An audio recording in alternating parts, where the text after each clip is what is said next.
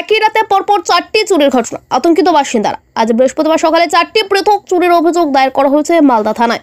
পুরাতন মালদা পুরসভার 18 নম্বর ওয়ার্ডের মহানন্দা কলোনি এলাকায় পরপর 3টি বাড়িতে চুরির ঘটনা ঘটে। পাশাপাশি শাহপুর অঞ্চলের দিলালপুর এলাকায় এক গৃহস্থের বাড়িতেও চুরির ঘটনা ঘটে। পুলিশ ও স্থানীয় সূত্র থেকে জানা গেছে, দিলালপুর এলাকায় গোপাল কর্মকারের বাড়ি ফাঁকা থাকার সুযোগ নিয়ে বাড়ির একটু গ্রিলের গেট ভেঙে দুষ্কৃতীরা ঘরে ঢুকে লুটপাট চালায়। গোপাল কর্মকারের অভিযোগ, তার বাড়ি থেকে 1.5 ভরি সোনার অলংকার, নগদ 10,000 টাকা চুরি হয়েছে।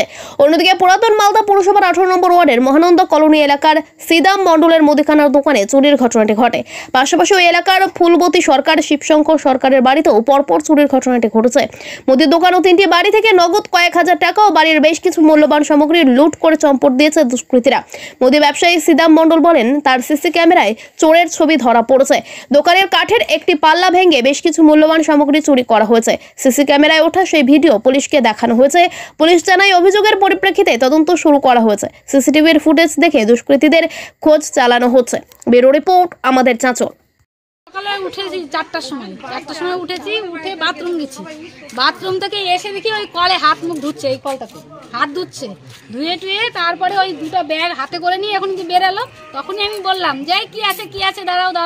ওরা তাও দাঁড়ায় না, আমাকে উল্টা ধমকি দিচ্ছে, এই চুপ করে বলে ধমকি দিয়ে একবার সোজা চলে গেল।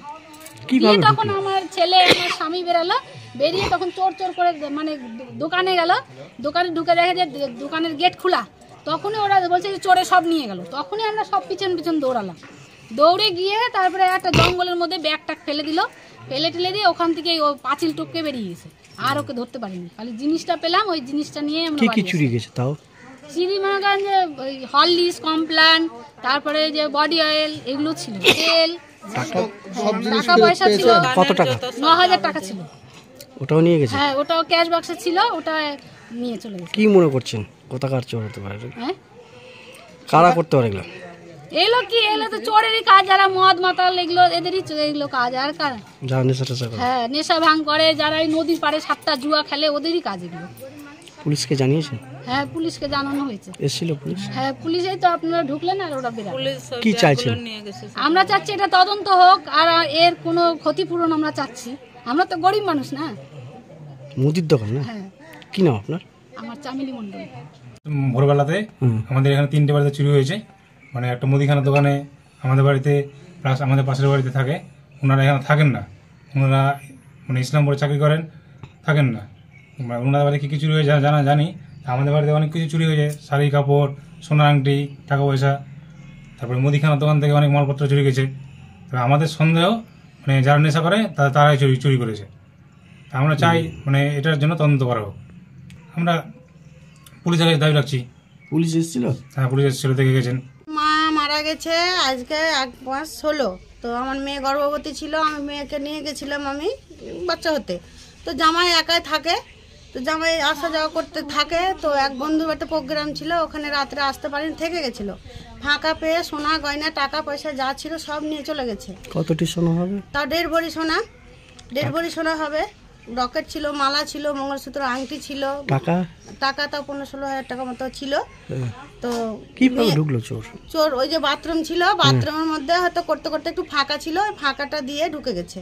ঢুকে সমস্ত যা ছিল একাই ফাঁকা পেয়ে সব নিয়ে চলে গেছে। কি মনে হচ্ছে আপনাদের? ওই আশপাশের লোকই আছে, দূরকার মানুষ নাই, আশপাশেরই আছে, এদিক ওদিক আছে। তা আপনারা জোরহাত করে বলছি, আপনারা তদন্ত করে একটু আমাদেরকে আমাকে বের করে দিন। আমরা গরিব, জামাই কিছু নাই, জামাইয়ের কিছু নাই। একটু তদন্ত করে যেন আমি দোষীকে যেন আমি বের করতে পারি, আমি এটাই চাই।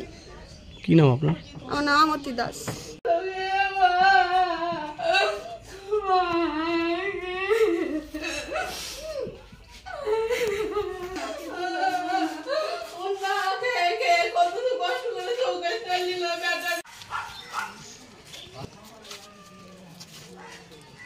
মানে যেভাবে নিয়েছে না, অফিসার এসে নিয়ে গেছে সব। এই প্যান্ট না দূরে কেনা যাচ্ছে না, মানে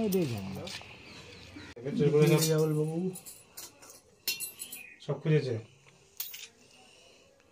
যত দামি দামি জামা কাপড় ছিল নিয়েছিল সব নিয়ে গেছে এখান থেকে। সরো বসে বলো। কি নাম বাড়ির মালিকের? আমার নাম বলবো না মায়ের নাম বলবো? বাড়ির চিনো সবাই? ফুলবতী